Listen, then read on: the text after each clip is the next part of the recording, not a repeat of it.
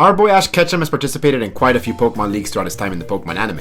Today, we're going to take a trip down memory lane ranking every Pokemon League conference.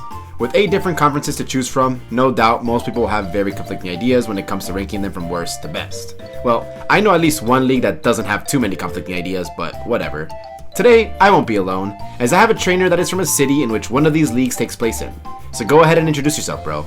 What's up guys, Zach Toshi here, and I'm looking forward to these rankings, especially since I know a thing or two when it comes to Pokemon Leagues. Should be a fun one.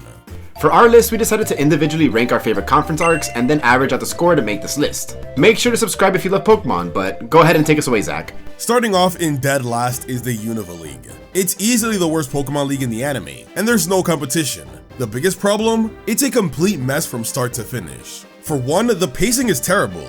Instead of giving us consistent, well-developed battles, the league wasted time on a pointless episode where Axu got lost. Who thought a filler episode during the freaking Pokemon League was a good idea? That time could have been spent on better battles, or giving Ash a proper rivalry conclusion with Trip or match against Virgil.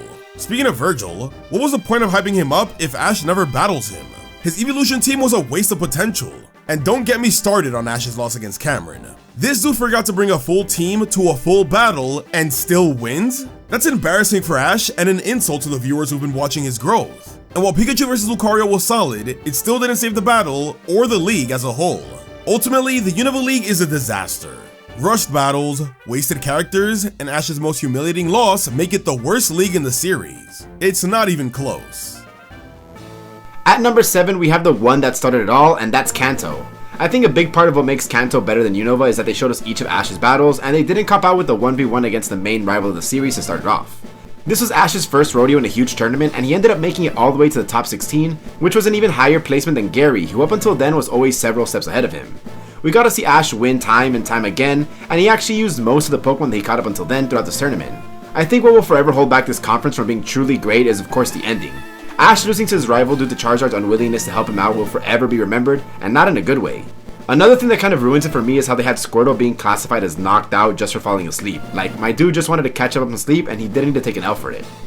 If I could sum up the Indigo Plateau conference in 2 words, it would be beginner's luck. Ash was chock full of it in this one. It was literally the only reason he even ended up doing better than Gary, who was objectively the better trainer at this point in the series.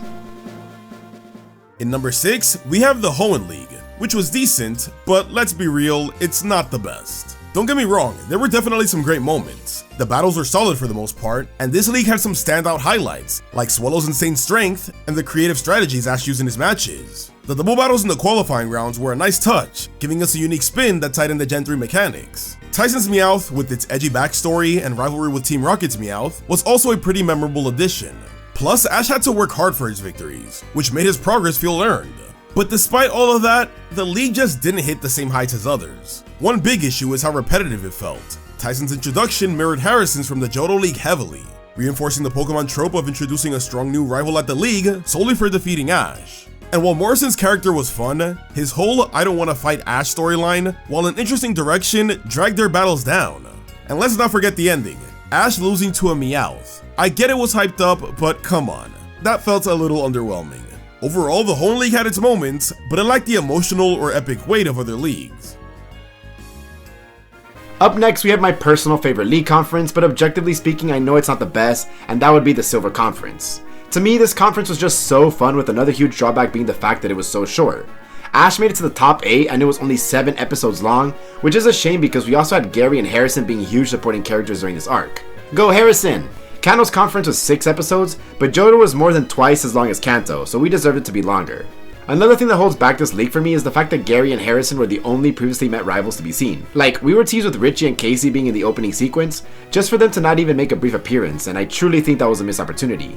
We even had AJ and Samurai in the Orange Islands. How cool would it have been for them to be there too?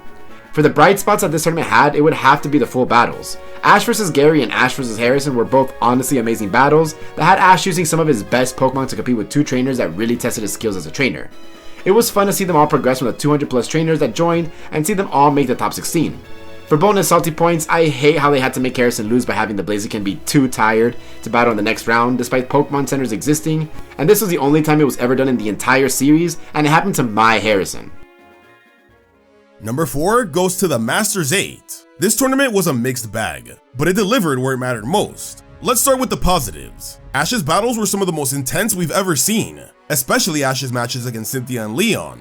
Those fights were packed with strategy, emotion, and jaw-dropping banger moments. Leon allowing Ash to use all 3 battle gimmicks made the final fight feel monumental, and Pikachu vs Charizard was a perfect and epic way to end it. And seeing Ash crowned as the world champion was worth the hype. That said though, the tournament wasn't perfect. The first round was rough, with some questionable matchups and rushed battles. Alon's return felt utterly wasted. He deserved better than getting stomped by Leon's base Charizard.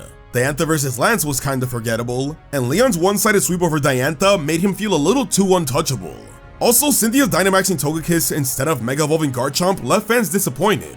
And don't get me started on those damn recaps. They absolutely nuked the pacing when this arc aired weekly. Despite its flaws though, the Masters 8 was a celebration of everything the Pokemon anime has built over 25 years. Cameos of Ash's old friends and rivals, alongside the hype of the tournament, made it feel like the event of a lifetime.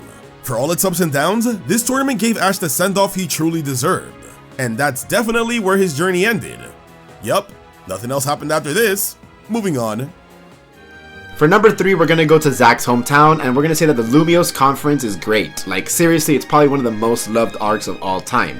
XYZ was a fantastic series that had amazing animations, but even better was the battle scenes and the choreography that they used. The Lumiose conference gave us 2 of the most iconic battles in the history of the Pokemon franchise.